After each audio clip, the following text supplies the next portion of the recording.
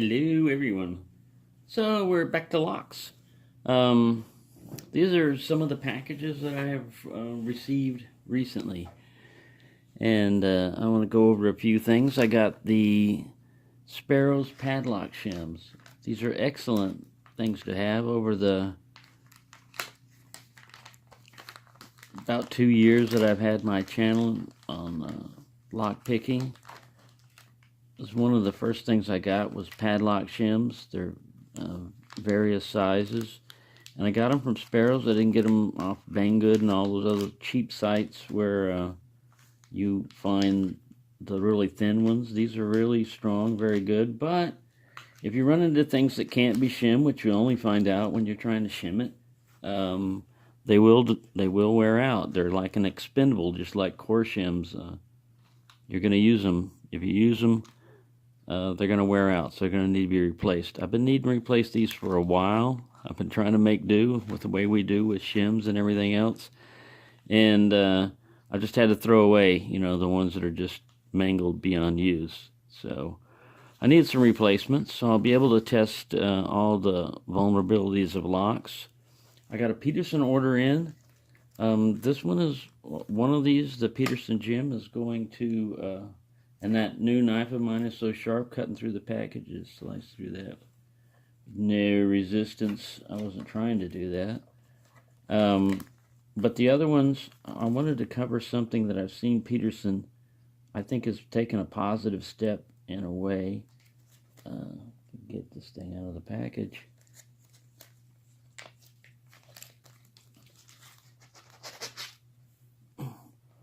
One of the things that's kind of like good and bad about the Peterson picks is they put that in there, which tells you it's a hook 5. And this one's got flashing underneath it, but you can see underneath it. It's called an HD. But yeah, underneath that flashing is the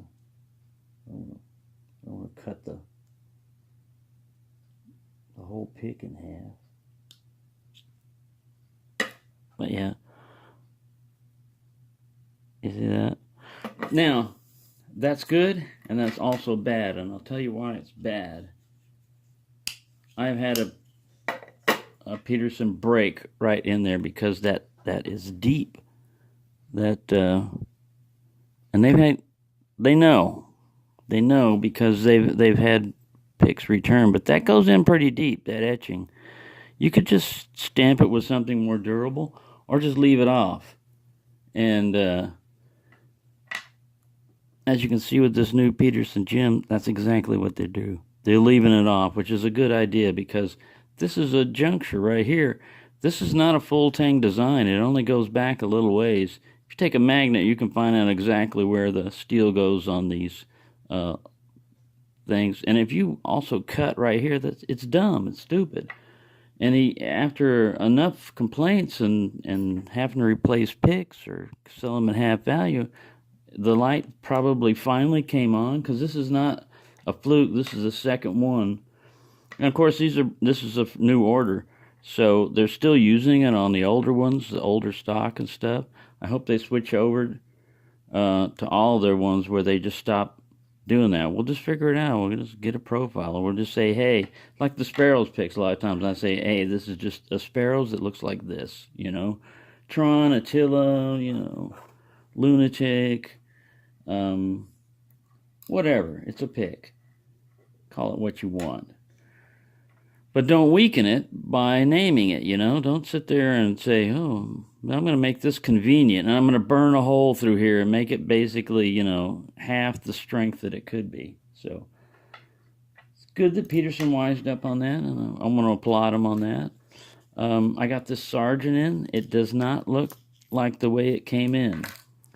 It had what we like to call patina, but in this case, a lot of that patina was dirt and grime. If you're going to be handling a lock, if you're going to set it up there and say, hey, here's an example of roadkill or something, fine, But I personally, I don't want to necessarily restore it completely back to its original. I'm not going to take away the the original, you know, the dings and everything over here. But it had a very dark, what you would call patina. But really, when cleaning it with Brasso and everything, that stuff was black. I mean, it's dark coming off of there.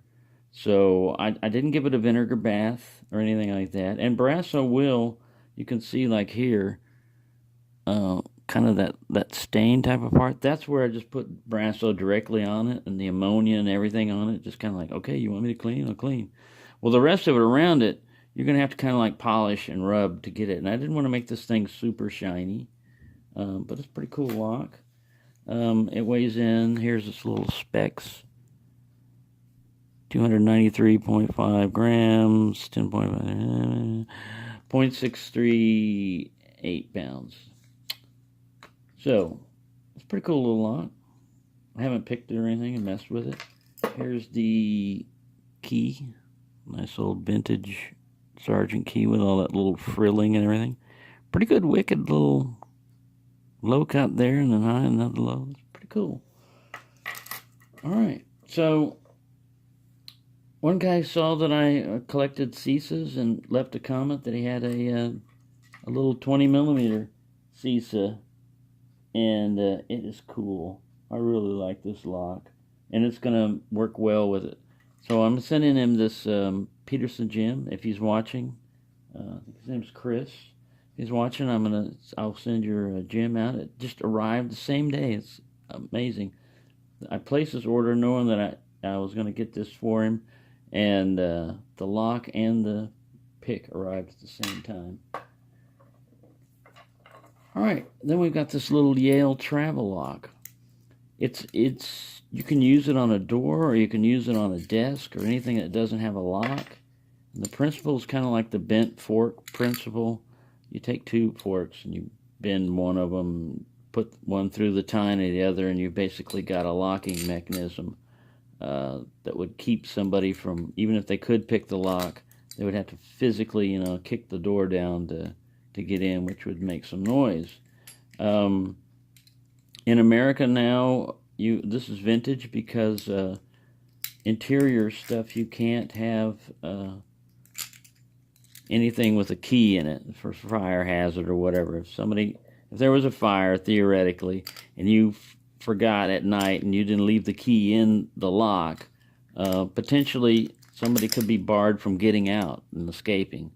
I know it only applies to America because Australia, I see Paul and them, they have those locks where, yeah, this is fine for them. So, I don't know. That's just something that we deal with. But this is kind of cool. You can also put it on a drawer that doesn't have a thing. And this appears to be, I'm looking at it, it looks like it's a wafer lock, which is not super difficult to pick or secure, but it's just something cool to have. It says the Yale marked on it. And they made different ones, some with little leather carrying cases and a little plastic equipment. But it's a nice little compact unit that if you're worried about somebody picking...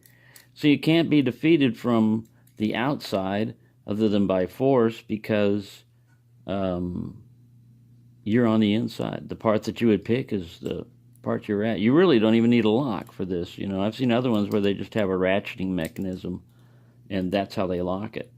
You know, or like I said, you can look up YouTube videos where people do this. I've known about this for years though, where you just take a fork and you bend it in and you put it in where the bolt goes, and the other part of or even one fork, you just break off the handle. The tines stick out and you just stick the handle through there. It'll work. It'll keep somebody from suddenly coming in quietly. And then the last thing that I got in were these two Waterbury padlocks. If you've known that one that it did not have a check pin in it, I haven't looked at these yet to see if they've got a check pin, but they're of the same type, and it came with a bunch of keys that don't fit the lock. They said it wouldn't fit the lock, and a little P38 can opener. For you, those of you that don't know about these, I've always carried one of these on my keychain ever since I was in the military. Used to get them in C ration and K ration boxes before MREs, when stuff came in cans, and it wasn't a pull type. top type of can. It was like tuna fish type of can where you just had to open it up. And the way these work is you just sit this on the rim and just lever your way around. Pretty cool little device. And if you don't have a knife, you can open up a can without using one of these. If you have like concrete and just scrape it on the top and stuff. It's slow and tedious. It's possible. Or you can just take a knife and but this is much better and much easier. And inconspicuous, lightweight, carries on a keychain very well. Kind of cool. It goes along with a military U.S. set type of padlock also. So there you go. That's my latest goodies. Oh, and the elephant in the background there. I wanna mention something on that. A viewer of mine. Now, if you want something you want to keep in mind when you're doing your YouTube videos, a lot of people look at their subscribers and they say, "Oh, I've got so many subscribers." Well, some people that are watching your video may not even be a subscriber, may not have a YouTube channel, and that's it. And that, in this case, that big priority mailbox back there in the back, that's what that case is. A person contacted me.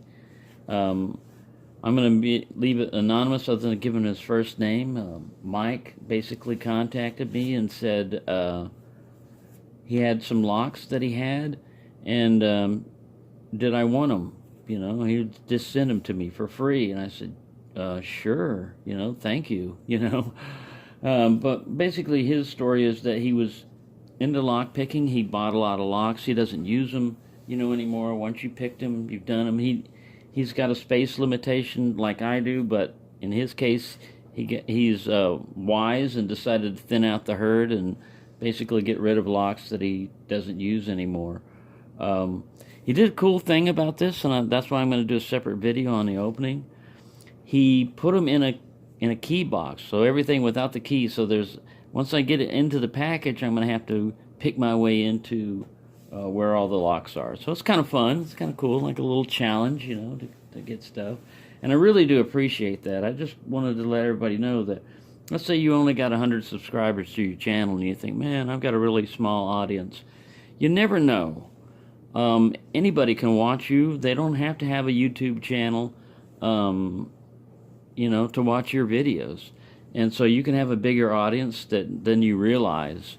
And if they like your content or whatever, or for whatever reason, they you may. This is a fluke. I'm just saying, this doesn't always happen. Don't count on that. And I really appreciate it. I'm not looking for. If anybody wants to send me locks, that's fine. I really do like locks, and the ones that I've got duplicates and stuff of, I'm going to send out through the community because I'm going to mail them back out to other people, to spread it throughout the community. But anyways, I just wanted to say I appreciate that. It's very nice to get locks in and to trade with people or just accept gifts, and I just really appreciate it. It's just something that's very nice about this community. And as a contrast, like if I was going to be doing lock reviews and everything, man, you'll get a lot of slams on something. You didn't open that right. You don't know what you're doing. That's the wrong kind of steel. And just instantly a lot of like negative comments here. In a lock sport community and lock picking videos, you're usually not going to run into that. People are like, we're of like mind usually. We like locks and we're interested in any kind of lock. And if you think, oh, well, I'm not very good at picking and I don't know if anybody's going to be interested in seeing me open up this wafer lock, which, it's my first lock, but it was pretty easy to pick. Yeah, we're going to be interested in it, because it's your first lock and you picked it, And what did you get out of that? Did you enjoy that, Was it a lot of fun or was it just like, oh, well, and that'll kind of give you an indicator of whether or not you're going to like lock sport or not. Is basically the feeling you get out of picking your first lock. If you like that kind of feeling, then you're probably going to like lock sport. It may be one of those type of things too that thrill is just not going to carry you through. It's going to be an initial thrill, and then it's going to be like, And I imagine that's when you get really highly skilled at this, where locks are no longer a challenge. And the whole purpose for you getting into lock sport was it was a challenge to get into lock. Even a master lock number 3, which is fairly easy now, was a challenge when I first picked it. And I thought, wow, I never thought I could do that. Now I know I can, and there's now I'm trying to find locks. I'm not looking real hard because I know they're out there, but I'm finding locks that are more difficult to pick, and just like challenge locks too. They're a challenge. So, and mine, it has branched off into the whole community. I like the people that are in here, and I like helping people and trading. So it's just a lot of fun. But I just wanted to throw that in there. So there you go. Sorry to ramble on for so long on a package opening, but it was multiple packages. And I've got another one. So thanks for watching, and happy picking, everyone.